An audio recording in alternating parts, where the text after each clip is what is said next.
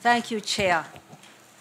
Excellencies, respected leaders, it's a great honor to be on this panel and to have joined the Committee for Development Policy.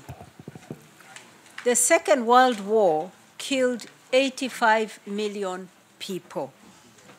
This horror jolted world leaders to unite around the rules-based system that we know today as the United Nations. I am a champion of this system, a champion of the common human values of shared peace and prosperity upon which this system was founded. These values are permanent, unyielding, and as important today as they were then. In my country, where I come from, we have a saying that your friend will talk to you the same language as your enemy. So my criticism today comes heartfelt from the fight to reform our global rules-based system. Reform to preserve it as a values-driven and rules-based system that can create a safe, peaceful, sustainable, and more equal world.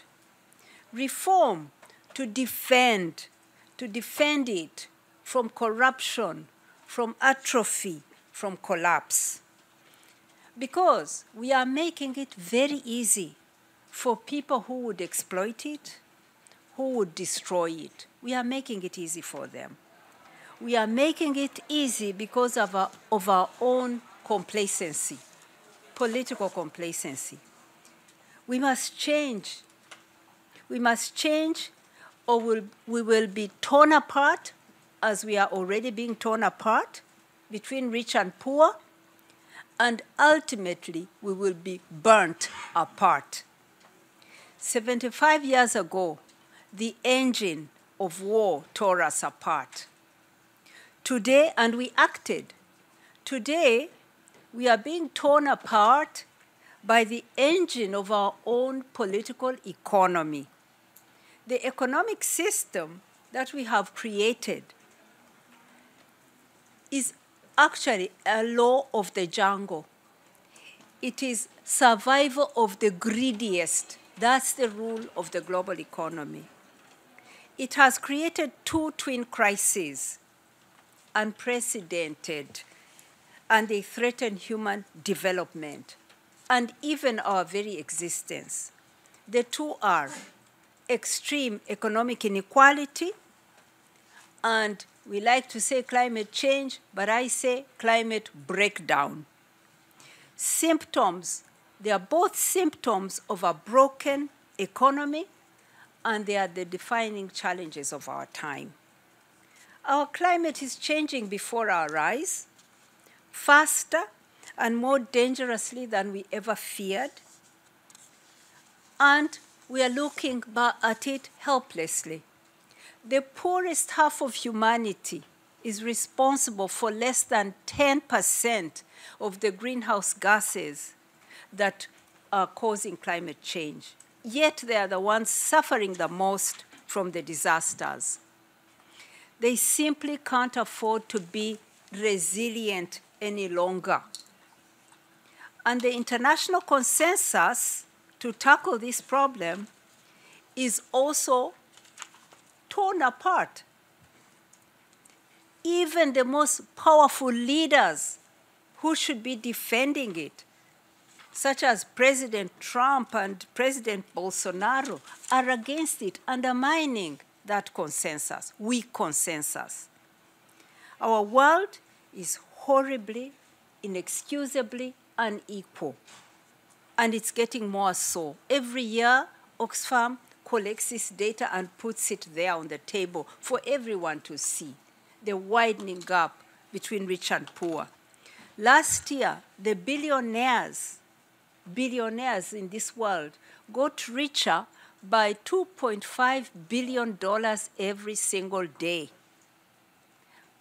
Half of humanity, the bottom half of humanity, was sinking every day. That is the rate.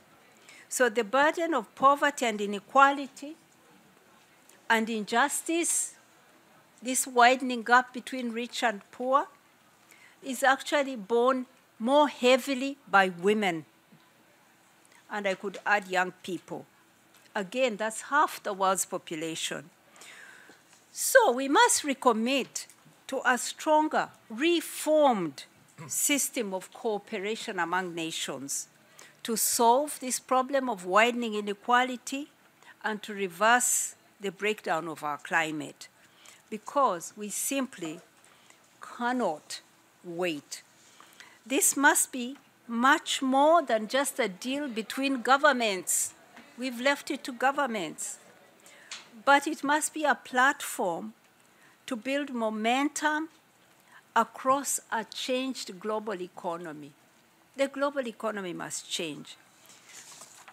It would be what we might call a new Green Deal that at once redistributes wealth and opportunity and power, as it also changes how we fuel our economic development in a more sustainable way. Let me go into some examples. We know that our corporate tax systems are weak and fractured and outdated.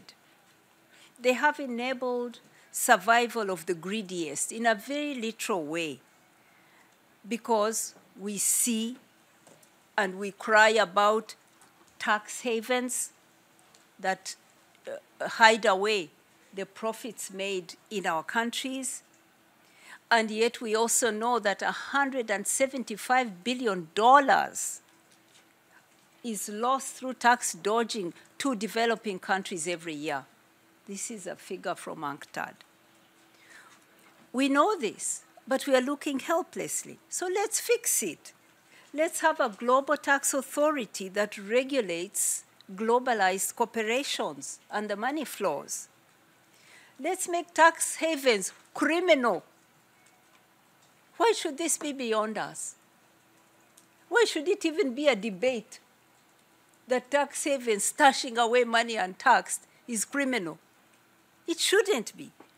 So to curb climate change, we want to stay below 1.5 degrees warming.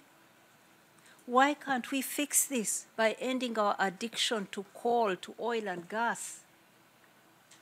We can't do this individually in each country. We have to do it globally.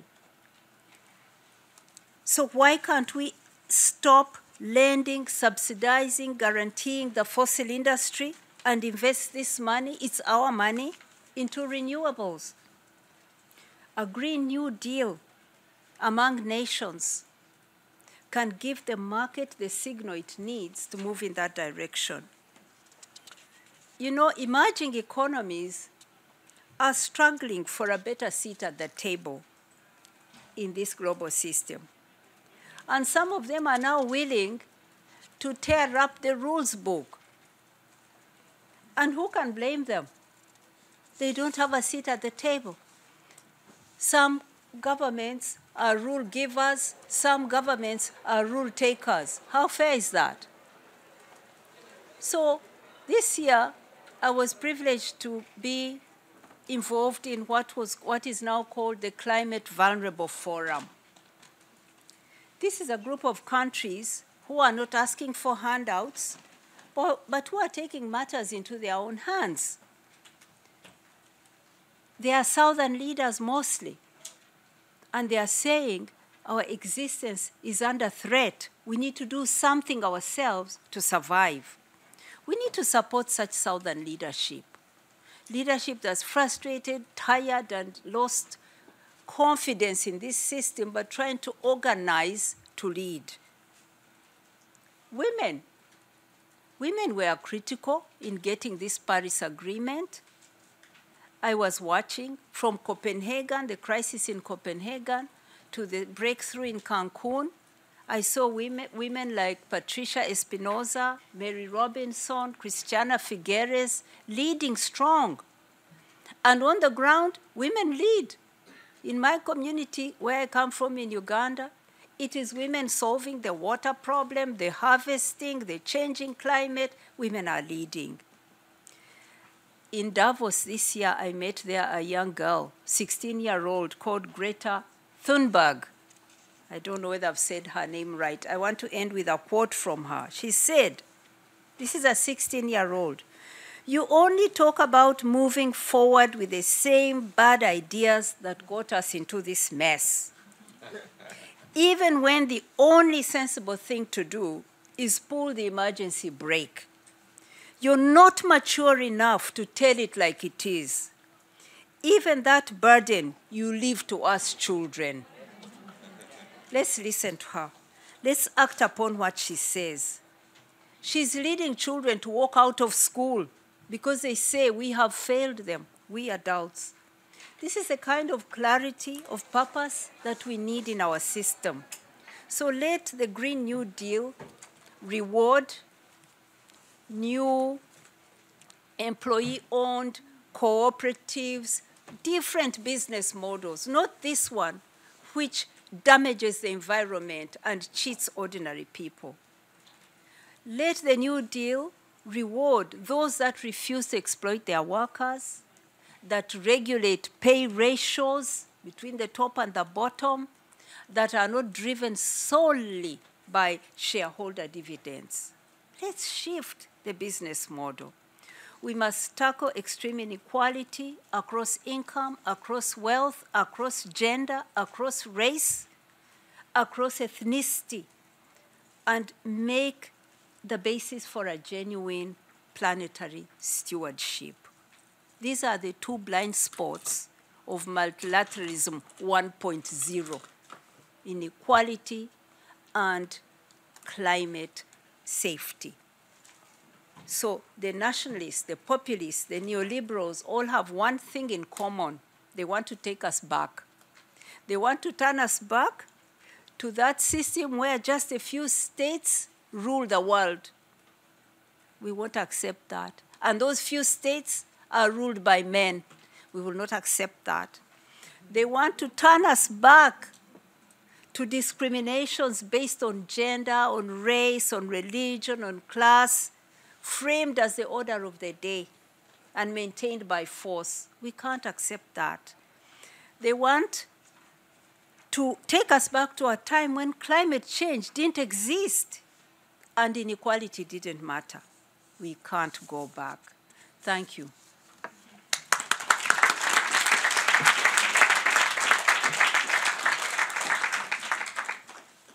Well, thank you, Winnie, for that strong message on the need for a new deal in global governance